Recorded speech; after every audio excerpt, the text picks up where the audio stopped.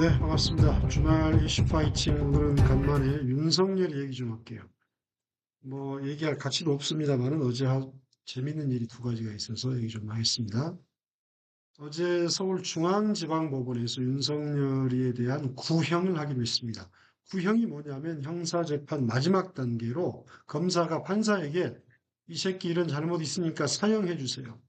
아니면 무기징역 처해 주세요. 이걸 구형이라고 합니다. 근데 구형을 하기 전에 뭐가 있냐면 변호사들이 마지막으로 판사에게 쫑알쫑알 읍소하는 그 시간을 줍니다. 근데 그것을 어제 너무 길게 했죠. 윤석열, 김용현, 뭐 윤석열 차례도 안 왔습니다. 8명이 묶어서 병합하는 거였는데 앞에 피고인들의 변호사들이 말 그대로 들어 누웠죠. 법원판 필리버스터 그러던데 계속 우리 판사님 할 말이 이렇게 많아요. 좀 들어주세요 하면서 오늘 새벽까지 그 지랄을 해가지고 결국은 윤석열의 최후 진술, 그다음에 검사의 구형은 가보지도 못하고 다음 주 화요일 13일로 구형이 연기되는 우리나라 사법사상 처음 있는 일이 벌어졌습니다.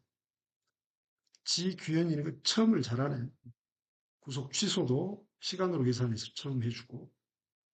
자, 그다음 또 하나 충격적인 일이 밖에 있었습니다. 윤어겐 세력이 윤석열 구형하니까 우리 메시아님, 우리 각하께서 오니까 응원한답시고 신고를 했어요. 집회 신고 2,300명. 근데 오후에 20명 왔습니다. 저녁 돼도 수십 명에 불과했습니다. 소위 아스팔트 우파가 끝났다는 걸 보여주는 상징적인 장면이었습니다. 잠시 후 MBC 영상으로 같이 좀 볼게요. 자, 작년 3월 윤석열이가 구속 취소됐을 때 그 수만 명이 뒤덮었잖아요. 그리고 또 어땠습니까? 서부지방법원 쳐들어가서 수만 명이 법원 깨부수고 그랬던 그 확성기 세력이 어디 갔을까? 경찰 신고 숫자 1%도 못 채운 이 참담한 노쇼. 근데 이건요, 단순한 참여 저조가 아닙니다. 대한민국을 병들게 했던 증오, 혐오의 비즈니스가 마침내 파산 선고를 맞이했다는 명백한 시그널. 오늘 저는 아직도 윤어겐 외치며 현실 부정하는 구구 유튜버들, 정치인들의 현재를 회부하고 왜 이 선동이 필연적으로 실패할 수밖에 없는지 역사적 맥락에서 짚어보겠습니다. 먼저 그 많은 선동가들 어디로 갔을까? 나라가 망한다, 우리 대통령 지키자, 윤어겐 하면서 슈퍼챗 긁어 모으던 그들은 지금 어떨까요? 가장 강력한 동원력, 화력을 자랑했던 전광훈 목사.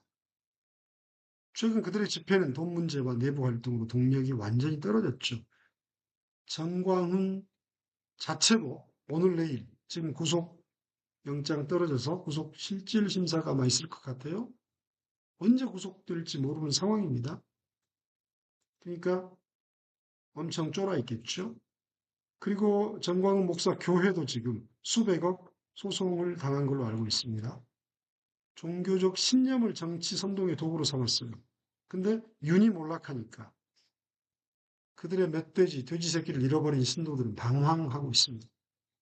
헌금 집회 참석을 강요하던 공포 마케팅, 더 이상 이제 먹혀들지 않고 있습니다. MBC 보도 따르면 어제 현장에서 그 시끄럽던 유튜버들 아예 없었어요. 정광훈이 당연히 없고요. 전한길이 없고요. 나머지 시끄럽던 뭐 신의 한수 뭐 누구 있잖아요. 옆에 애들 다 없어졌어요. 아무도 없었습니다. 간단합니다. 진사가 안 돼요. 조회수, 후원금이 급감합니다. 윤석열을 팔아서는 돈이 안 된다는 것을 본능적으로 감지해요. 그럼 이제 어디로 가느냐? 내부 총질로 갑니다. 재밌잖아요, 지금. 한동훈, 장동혁, 뭐 이준석, 그 다음에 부정선거, 뭐 이런 거 가지고, 그 다음에 반중, 혐중, 이걸로 방향을 쓰고 있습니다. 즉, 윤핵의 대중적 파급력은 소멸했다는 뜻입니다. 그리고 또 정치적 책임을 회피하는 이 정치인들이 간사하게 구니까 아, 이제 윤어게인으로는 안 되는구나.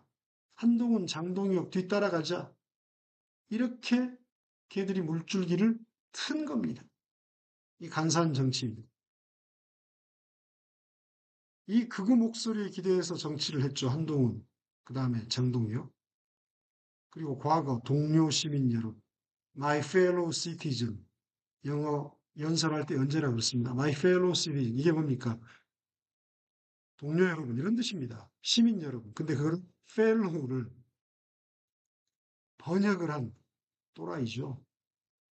그래서 동료 시민 여러분, 말도 안 되는 외쳤던 강성 지지층 환호를 즐겼던 셀카 놀이에 빠졌던 그들은 지금 윤이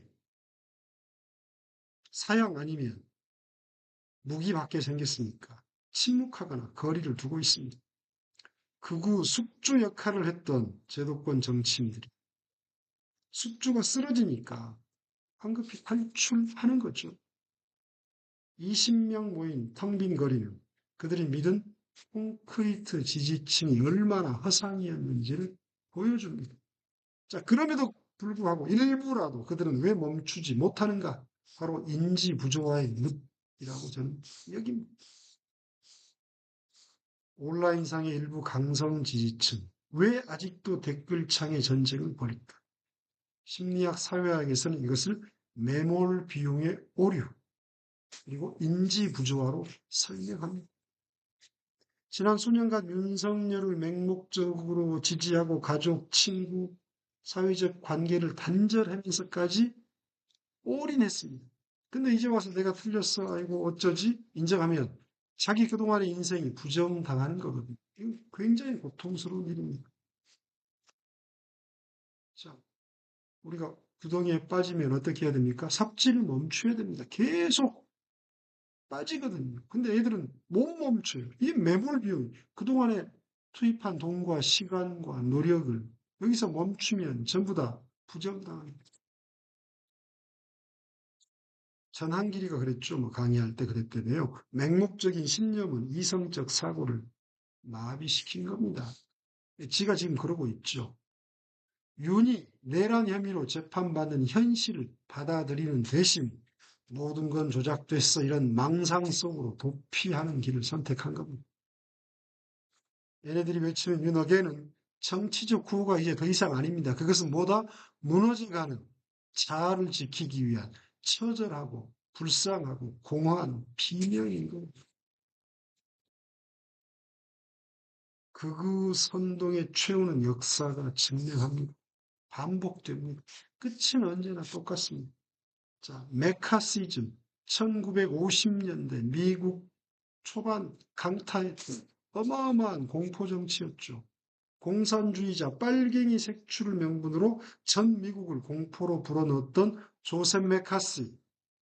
걔가 상원의원 연설대에 올라서 종이 한 장을 꺼냅니다. 여기에 미 국무부 204명인가 206명 공산주의자 명단이 있다. 그 선동은 강력했습니다. 몇 년간 미국을 빨갱이 색출 광풍이 일었습니다. 수많은 사람이 희생당하고 죽임을 당했습니다. 엄청난 소용돌이가 일었죠. 하지만 그 실체 허구성을 깨닫고 등을 돌리는 순간 1954년 의원직에서 쫓겨났죠. 얼마 안 갔습니다. 순식간에 알코올 중독자로 전락해서 쓸쓸히 생을 마감했습니다. 공포는 전염성이 강합니다. 하지만 유통기한은 생각보다 짧아요. 일본 갈까요? 혐한 시위대 제트쾌라고 있었습니다. 한때 도쿄 거리를 시끄럽게 했죠. 근데 일부 일본 시민사회의 자정작용, 그리고 헤이트 스피치 금지법이 제정돼서 이제는 사회의 혐오스러운 흉물 취급을 받고 고립됐습니다.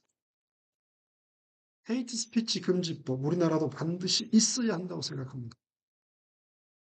올바른 사실, 팩트를 떠드는 것은 언론 출판 자유해야 됩니다.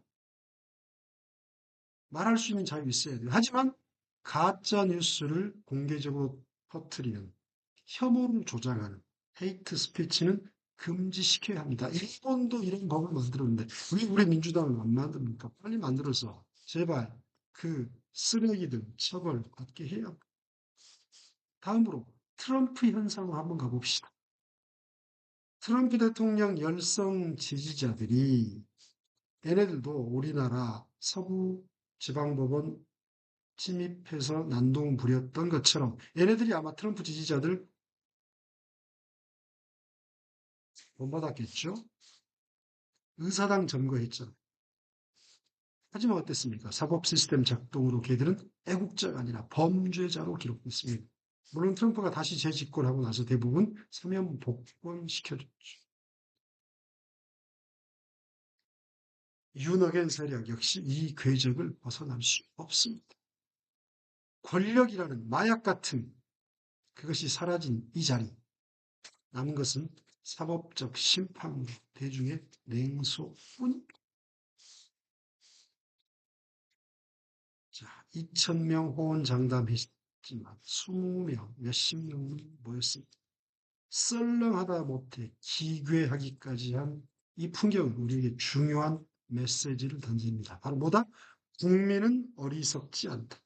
대중의 힘은 강하고 현명하다. 이건 선동, 가짜뉴스, 무슨 잠수함이 한강으로 와서 윤석열을 빼간다? 에이펙 때 트럼프가 윤석열을 면회하고 석방시켜줄 거다? 이런 미친 망상, 이런 것은 잠시 눈과 귀를 가릴 수 있습니다만 영원히 속일 수 없습니다. 윤석열은 이미 끝났습니다.